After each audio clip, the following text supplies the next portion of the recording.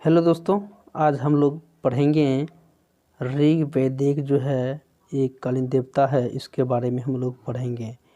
यानी हाँ, बात करें हम तो ऋग वैदिक कालीन जो है देवता के संबंध में हम लोग पढ़ेंगे और जानेंगे कि ये जो है कितना टॉपिक इंटरेस्ट है और किस प्रकार से जो है क्वेश्चन यहाँ से बनता है, तो जानेंगे और बहुत ही अच्छे प्रकार से आपको जो है हम इसके बारे में जानकारी देंगे। जैसे कि दोस्तों आप देख सकते हैं यहाँ पर बताया गया है देवता है और कि कौन से देवता किस से संबंधित है ना, उसके बारे में हम लोग जानेंगे। तो ज़्यादा देर ना करते हुए हम लोग सीधी टॉपिक पर आते हैं कि इंद्र देवता जो है वह युद्ध का नेता एवं वर्षा का देवता। आपसे पूछा जा सकता है कि इंद्र का देवता जो है इंद्र जो है वह किसका देवता है ना, तो आप कह सकते हैं वर्षा का देवता है और युद्ध का क्या है, नेता है। ठीक, आपसे ऐसे भी पूछा जा सकता है कि बताइए कि युद्ध का नेता किसे कहा जाता है ना, तो आप कह सकते हैं इंद्र कह सकते हैं। ठीक, उसके बाद है कि अग्नि है ना, अग्नि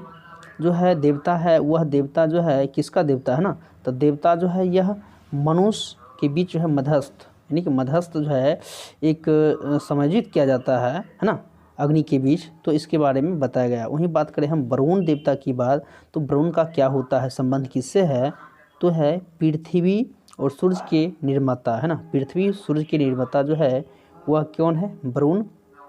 वहीं हम कब बात करें समुद्र देवता और विश्व के जो है नियम और शासक जो है, सत्य का प्रतीक है, ऋतु परिवर्तन और दिन रात का ये होना सब जो है ये इनका देवता कौन है, तो ये हो जाएगा वरुण का देवता हो जाएगा। ठीक, यहाँ से जो है क्वेश्चन पूछा जाता है, इसलिए हम लोग जो है इसको लेकर आए हैं। और चलिए देखते हैं कि देखिए ये इसके बारे में आप देख सकते हैं घो है ना, घो है तो ये आकाश का देवता यानी कि सबसे प्राचीन नाम जो है इसका घो है।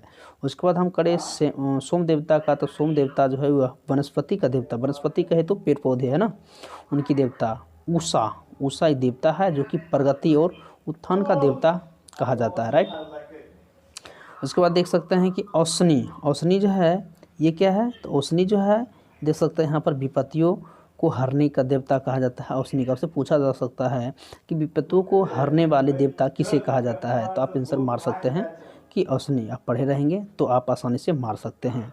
उसके बाद देख सकते हैं कि पशुओं का देवता किसे कहा जाता है, तो पशुओं का देवता जो है पूषण को कहा जाता है। किसे कहा जाता है, पूषण को कहा जाता है। चलिए नेक्स्ट देखते हैं हम लोग कि नेक्स्ट है कि पशुओं का देवता जो है किसे कहा जाता है ना, तो हम लोग देख चुके हैं पूषण हो गया। उसके बाद है विश्व के संरक्षक एवं पालनकर्ता, आप आराम से जानते होंगे इसके बारे में, बहुत ही आसान है, तो विष्णु। क्योंकि आप जब देखते होंगे महाभारत देखते होंगे तो उसमें जो है कृष्ण और कृष्ण का रोल जो है वह विष्णु का ही है, तो आप जो है वहाँ से भी रिलेट कर सकते हैं इस चीज़ को कि विश्व की संरक्षक जो है और पालनकर्ता कौन है, तो विष्णु जी है ना।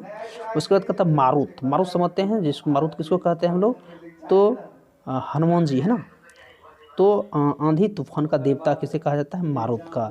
तो ये काफ़ी इम्पोर्टेंट क्वेश्चन था और हम लोग नेक्स्ट बढ़ते हैं। नेक्स्ट देख सकते हैं क्वेश्चन हमारे सामने है कि 10 यज्ञ जो है युद्ध का उल्लेख ऋग्वेद के 7वें मंडल में। आपसे ये पूछा जा सकता है कि बताइए ऋग्वेद के 7वें मंडल में किसका उल्लेख है, तो आप कह सकते हैं 10 युद्ध है ना, 10 राज्य युद्ध। ठीक, तो इस चीज़ को आप समझ सकते हैं कि कैसे क्वेश्चन जो है किस प्रकार से पूछा जाता है। उसके बाद है कि यह जो है पुरुषनी और रावी नदी के तट सुदास एवं दासों का जन के बीच लड़ा गया था, जिससे सुदास जी क्या हुए थे, विजय हुए थे। देखिए सबसे इसको लाने का मेरा मकसद था कि सबसे इम्पोर्टेंट देख सकते हैं ये आप देख सकते हैं यहाँ पर जो है काफ़ी इम्पोर्टेंट है। जैसे देख सकते हैं उपनिषदों की जो है कुल संख्या कितनी है, तो कितना है, उपनिषदों की कुल संख्या 108 है। वहीं बात करें कि महापुराणों की संख्या कितनी है, महापुराणों की संख्या कितनी है, 18 है उसे। और उसके बाद देख सकते हैं वेदांग, वेदांग की संख्या कितनी है, तो 6 है। तो ये जो है इतना महत्वपूर्ण है, आप एग्जाम दिए होंगे तो आप समझे होंगे कि ये तीनों क्वेश्चन होता है बार बार रिपीट होता है, तो इस चीज़ को ध्यान दीजिएगा। और हम आपको जो है बताए हुए थे कि पढ़े वही जो आपको क्वेश्चन में आए, क्योंकि पढ़ने के लिए तो बहुत सारा है, तो फिर आप पढ़ सकते हैं, लेकिन काम की चीज़ें हैं उस पर थोड़ा ज़्यादा फोकस करिएगा तो आप बहुत जल्द जो है कवर कर सकते हैं टॉपिक को। देख सकते हैं कि ऋग्वेद जो है समाज में 4 वर्णों में विभक्त था। आपसे पूछा जाएगा ऋग्वेद में जो है समाज कितने वर्णों में विभक्त था, तो आप कह सकते हैं 4 वर्णों। वहीं हम बात करें हम कि सिंधु सभ्यता है ना, सिंधु सभ्यता अगर हम बात करें सिंधु सभ्यता में, तो वहाँ वर्ग बोला गया है। वहाँ क्या गया है, वर्ग। वर्ग कितना था वहाँ पर वर्ग 4 था। लेकिन अगर बात करें हम कि वर्ण, तो वर्ण मतलब क्या होता है, रंग भेद किया जाता है ना, भेदभाव। यानी कि वर्ग, वर्ग मतलब क्या है कि अलग अलग खंडन किया जाता है, ठीक ना। जिसको वहाँ व्यापारियों का कहा गया था। यहाँ आप देखें तो आप यहाँ पर देख सकते हैं, यहाँ पर ब्राह्मण बताया गया है, वहाँ पर क्या था, ये व्यापारियों के बारे में बताया गया था। चलिए नेक्स्ट देखते हैं हम लोग कि क्षत्रिय, हाँ ऋग्वेद थे 4 थे, उसमें जो है प्रथम की बात करें तो ब्राह्मण है, क्षेत्रीय है, वैश्य है और शूद्र है। और ये विभाजन जो है व्यवसाय पर आधारित था, ठीक। तो सिंधु सभ्यता में भी उसी प्रकार से व्यवसाय था।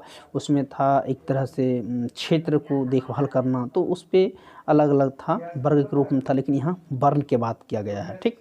तो यहाँ पर बात करें हम तो ऋग्वेद जो है 10वें मंडल के पुरुषोक्त में वर्णों का उल्लेख मिलता है। आपसे पूछा जाएगा कि ऋग्वेद के 10वें मंडल में किसका उल्लेखित मिलता है, तो आप कह सकते हैं पुरुष सूक्त और चतुस्वर्ण का उल्लेख मिलता है। देखिए यहाँ क्वेश्चन ऐसे बनता है, ठीक ना। उसके बाद देखिए कि अब बात करें हम तो कहता है कि इसमें कहा गया है कि ब्राह्मण परम पुरुष के मुख्य, क्षत्रिय उनकी भुजाओं और वैश्य उनकी जंघों एवं शूद्र पैरों से उत्पन्न हुए हैं, ठीक। कहता है कि आर्य का समाज जो है पितृ प्रधान था। आपसे पूछा जाएगा कि आर्य का समाज कैसा था ना, पितृ प्रधान था। समाज की सबसे छोटी इकाई किसको कहा जाता है, परिवार, इनकी कुल थी, ठीक। तो आप इस चीज़ को समझ सकते हैं। वहीं बात करें कि समाज की सबसे छोटी इकाई परिवार कुल थी, बता चुके हैं। जिसमें जो है मुखिया क्या कौन थे, तो पिता होते थे, जिसको कुलुप कहा जाता था, राइट। तो इस चीज़ को समझ गए होंगे। हम लोग नेक्स्ट चलते हैं। नेक्स्ट देखते हैं। कहता है स्त्रियां इस काल में अपने पति के साथ जो है यह कार्य में भाग लेती थी, ठीक। तो आप समझ सकते हैं कि आर्यों के समय में क्या होता था, आर्यों के समय में क्या होता था, स्त्रियां जो है अपने पति के साथ यज्ञ में भाग लेती थी। वहीं हम बात करें बाल विवाह एवं प्रथा का प्रचलन नहीं था, ठीक। बाल विवाह का जो था वह प्रथा का प्रचलन नहीं था। वहीं हम बात करें तो देख सकते हैं यहाँ पर विधवा अपने मृतक पति के छोटे भाई देवर से विवाह जो है कर सकती है, जो कि अभी भी ये चीज़ प्रथा चली आ रही है, राइट। देखिए स्त्री शिक्षा ग्रहण करती थी। ऋग्वेद में लोका मुद्रा जो है, मुद्रा घोषा, उसके बाद हम बात करें और आगे तो कहता है सिकता, अपला एवं विश्वास जैसी विदुषी स्त्रियों का वर्णन है। देखिए दोस्तों, इस टॉपिक को लेने का मकसद ये था कि यहाँ से क्वेश्चन बहुत ही अच्छे प्रकार से बनता है। जैसे कि देख सकते हैं यहाँ पर कहता है कि गौर्गी ने यज्ञ बलक्य को वाद विवाद की चुनौती दी थी। देखिए वहीं बात करें हम तो आप देख सकते हैं यहाँ से भी क्वेश्चन पूछता है, लेकिन इस चीज़ को टॉपिक को लोग पढ़ते नहीं, जिसके कारण क्या होता है कुछ पॉइंट से चुक जाते हैं। जैसे कि देख सकते हैं दर्शन है ना, तो कह सकता है कि चबार्क का दर्शन जो है कौन है, चबार्क प्रवर्तक। उसके बाद बात करें कि योग तो हो जाएगा पतंजलि हो जाएगा, शंख हो जाएगा, कपिल हो जाएगा, न्याय हो जाएगा, गौतम हो जाएगा, ठीक। ये ऊपर आप देख सकते हैं ताकि आपकी नज़र से क्वेश्चन आए तो छूट ना पाए। उसके बाद देख सकते हैं पूर्व मीमांसा जिसको जमीनी कहते हैं प्रवर्तक है, उत्तर मीमांसा और बादरायण है। और उसके बाद देख सकते हैं यहाँ पर जो है वैशेषिक जो है वो कनाद है। तो ऐसे क्वेश्चन आता है तो फिर हवा भी नहीं लगता है, जिसके कारण क्या होता है कि विद्यार्थी कुछ पॉइंट से छूट जाता है। और हम लोग क्या करते हैं इसको कवर करके चलते हैं, तो आप अनुमान लगा सकते हैं इस चीज़ से। चलिए हम लोग नेक्स्ट चलते हैं और नेक्स्ट देखते हैं। हम लोग नेक्स्ट टॉपिक में आ गए हैं। आज हम लोग पढ़ेंगे कि महाजनपद है और राजधानी है, ठीक। ऐसे हम एक नज़र इसमें देख लेते हैं कि अंग की राजधानी कहाँ है, चंपा है। वहीं बात करें तो अंग हम कह सकते हैं भागलपुर, जो कि बिहार में है, देख सकते हैं यहाँ पर मुंगेर है। और उसके बाद करें कि मगध जो है गिरिब्रिज राजगिरी है, और पटना गया बिहार में पड़ता है। काशी की बात करें तो काशी की राजधानी बनारसी पड़ता है, जो कि अभी फिलहाल में कहाँ है, उत्तर प्रदेश में है और बनारसी के आसपास, ठीक। बतस का बात करें तो कौशाम्बी है और इलाहाबाद के आसपास है, उत्तर प्रदेश में है। बज्जी की बात करें तो वैशाली विदेश जो है मिथिला है, वैशाली मुजफ्फरपुर दरभंगा आसपास के क्षेत्र में है। तो इसको जो है बार बार जो है इसको देखकर पढ़ेंगे तो ज़्यादा कॉन्फिडेंस आएगा। कौशल की राजधानी की बात करें तो श्रावस्ती होता है, जो कि श्रावस्ती अगर बात करें तो ये भी उत्तर प्रदेश में पड़ता है, राइट। फैजाबाद में। अवंती की राजधानी बात करें तो उज्जैन पड़ता है। उसके बाद देखिए मालवा मध्य प्रदेश में पड़ता है, राइट। मल की राजधानी है कुशावती होता है। देवरिया बस्ती गोरखपुर ये भी उत्तर प्रदेश में पड़ता है। पंचाल, पंचाल जो है कंपाइल्ड है। इस टॉपिक को हम दूसरे वीडियो में लिए थे, आप वहाँ नहीं देखे हैं तो अच्छे से जो है बार बार देने का मतलब हो गया कि आप उस चीज़ को कवर करिए, ज़्यादा से ज़्यादा पढ़िए ताकि भूलेगा नहीं, ठीक ना, भूलिएगा नहीं। पंचाल जो है वह उत्तर प्रदेश में पड़ता है। आप महाभारत में देखे होंगे कि पंचाली जो था वो कहाँ था, मतलब पंचाली आप जानते होंगे वो कंपिल के राजा थे, उनका पिता, ठीक। तो इस चीज़ को समझ गए होंगे। उसके बाद देखिए चेदी शक्तिमती है, उसकी राजधानी। और बात करें तो उत्तर प्रदेश में है कुरु। कुरु आप जानते होंगे कि पांडवों को 5 राज्य दिया गया था, 5 गांव दिया गया था। तो इंद्रप्रस्थ था, दिल्ली मेरठ हरियाणा के क्षेत्र में पड़ता है। वहीं बात करें मत्स्य तो विराटनगर हो गया, जयपुर हो गया जो कि अब राजस्थान में पड़ता है, ठीक। वहीं बात करें हम तो कंबोज है ना, कंबोज, कंबोज जो है हाटक, हाटक सुरसेन जो है उसकी राजधानी मथुरा हो जाएगा। अस्मक हो जाएगा, पोटलीपोतन हो जाएगा, गंधार हो जाएगा, तक्षशिला हो जाएगा, ठीक। तो इस चीज़ को अगर बात करें, देखिए ये बार बार क्वेश्चन पूछता है तक्षशिला, तक्षशिला कहाँ पड़ता है, अभी फिलहाल में पाकिस्तान में चल गया है, राइट। तो इस चीज़ को ध्यान दीजिएगा, ठीक। हम बहुत तो शॉर्ट में, ताकि आप इसको देख सकते हैं अपने अनुसार से, हम टाइम बर्बाद नहीं करना चाहते हैं आपको। जितना कम समय में आप टॉपिक को कवर करिएगा उतना बेनिफिट होगा, और उसी चीज़ को फिर से रिपीट करिएगा तो ज़्यादा कॉन्फिडेंस आएगा। क्योंकि एग्ज़ाम को पास करने के लिए अधिक पढ़ना नहीं होता है, बल्कि कम पढ़कर अधिक कॉन्फिडेंस लाना, ये सबसे महत्वपूर्ण होता है। चलिए हम टॉपिक को पढ़ते हैं और देखते हैं। जैसे कि देखिए जैन धर्म है ना, तो जैन धर्म है, देख सकते हैं, कहता है कि यहाँ पर कि जैन धर्म के संस्थापक की अगर बात करें तो प्रथम तीर्थंकर कौन थे, ऋषभदेव। और जो ऋषभदेव जो थे ये बार बार क्वेश्चन पूछा जाता है।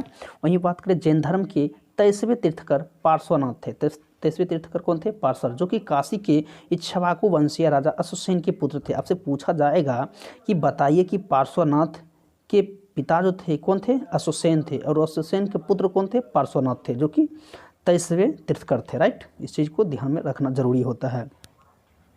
इन्होंने 30 वर्ष की अवस्था में संन्यास जीवन स्वीकारा था। इनके साथ दी गई शिक्षा था हिंसा ना करना, सदा सत्य बोलना और चोरी ना करना तथा संपत्ति ना रखना, ठीक। लेकिन अभी तो मान चलिए कि इनका जो है संपत्ति ना रखना ये तो अभी चल रहा है, एक तरह से आप देख ही रहे हैं। चलिए नेक्स्ट देखते हैं हम लोग कि महावीर स्वामी। आप अगर एग्ज़ाम दिए होंगे बीएसएससी में तो आप वहाँ पर देखे होंगे कि महावीर जो है कौन से तीर्थंकर हैं, तो इसके बारे में पूछा जाता है बार बार। तो ये 24वें तीर्थंकर थे और अंतिम तीर्थंकर हुए थे, ठीक। ये कौन, यानी कि बात करें हम महावीर स्वामी थे किस धर्म से थे, तो ये जैन धर्म से थे, राइट। इस चीज़ को ध्यानपूर्वक देखिएगा और समझिएगा। महावीर का जन्म जो है 540 ईसा पूर्व, और कहीं कहीं आप देखिएगा कि 500 कुछ दिया रहता है, जो कि 99 कुछ वगैरह वगैरह दिल है, तो उस डिपेंड करता है कि ऑप्शन पर डिपेंड करता है, ठीक। तो 540 ये करेक्ट है, ठीक। तो इसके बाद हम करें थे महावीर जन्म जो है वो कुंडलग्राम वैशाली में हुआ था, और इनके पिता जो है सिद्धार्थ गायत्री कुल के सरदार थे, ठीक। माता की बात करें त्रिशरा लक्ष्मी राजा चेटक की बहन थी। देखिए दोस्तों, इस प्रकार से कंटेंट लाने का मेरा मकसद है कि आप जब इसको देखिएगा, क्योंकि इसमें टाइपिंग नहीं है तो इसमें कॉन्फिडेंस आएगा, और जो फिर हम अलग अलग जो होगा उसको हम लोग टाइपिंग करके आप लोग को हम प्रोवाइड करने की कोशिश करेंगे। और चलिए देखते हैं कि नेक्स्ट की महावीर की पत्नी का नाम क्या है, यशोधरा, एवं पुत्र का नाम जो है अनुजय है, अनुजय प्रियदर्शनी है। आपसे पूछा जा सकता है कि महावीर की पत्नी का क्या नाम है, तो यशोधरा, और पुत्री की क्या नाम है, अनुजय प्रियदर्शनी है, ठीक। तो नेक्स्ट हम बढ़ते हैं और आगे और देखते हैं किस प्रकार से क्वेश्चन जो है और हमारे सामने आ चुका है, देख सकते हैं। अब हम लोग पढ़ेंगे प्रमुख जैन तीर्थंकर और उनके जो है प्रतीक चिन्ह पढ़ेंगे, क्योंकि ये काफ़ी महत्वपूर्ण है, आपसे बार बार पूछा जाता है। तो चलिए हम इसको स्टार्ट करते हैं। ऋषभदेव जो है, ऋषभदेव की अगर बात करें तो ये जो है प्रतीक है सांड है, और ये जो है प्रथम है, उसको तीर्थंकर है। वही बात करें हम तो देखिए एक बार जो है एग्जाम में पूछा गया था कि 16वां है ना, 16वां जो है वह शांति नाम था, और इसका प्रतीक हिरण है, क्योंकि एक क्वेश्चन में पूछा गया था। तो देख सकते हैं यहाँ पर। और बात करें हम तो पार्श्व जो है वह 23वें है, और महावीर जो है 24वें है, ये तो हम लोग पढ़ चुके हैं। और इसमें जो है सर्प है, और महावीर की बात करें तो यहाँ पर सिंह बताया गया, ठीक, सिंह बताया गया है। तो हम लोग नेक्स्ट देखते हैं। चलिए देख सकते हैं यहाँ पर कुछ बात दिया गया है कि 2 जैन तीर्थंकरों ऋषभदेव एवं अरिष्टनेमी के नामों का उल्लेख जो है ऋग्वेद से मिलता है। अरिष्टनेमी जो है को भगवान कृष्ण का निकट संबंधी बताया जाता है। तो ये कभी कभी पूछा जाता है तो हम लोग क्या होता है कि हवा भी इसमें क्वेश्चन में नहीं लगता है। तो उम्मीद करते हैं कि हमारी ये वीडियो जो है आपको बहुत हेल्पफुल लगा होगा। तो चलिए दोस्तों, फिर मिलते हैं नई वीडियो में, और इसी तरह से प्यार आप लोग बनाए रखें, जिससे कि हम और तरह तरह का वीडियो जो है आपको कंटेंट के अनुसार से लाते रहेंगे। फिर मिलते हैं नई वीडियो में। जय हिंद।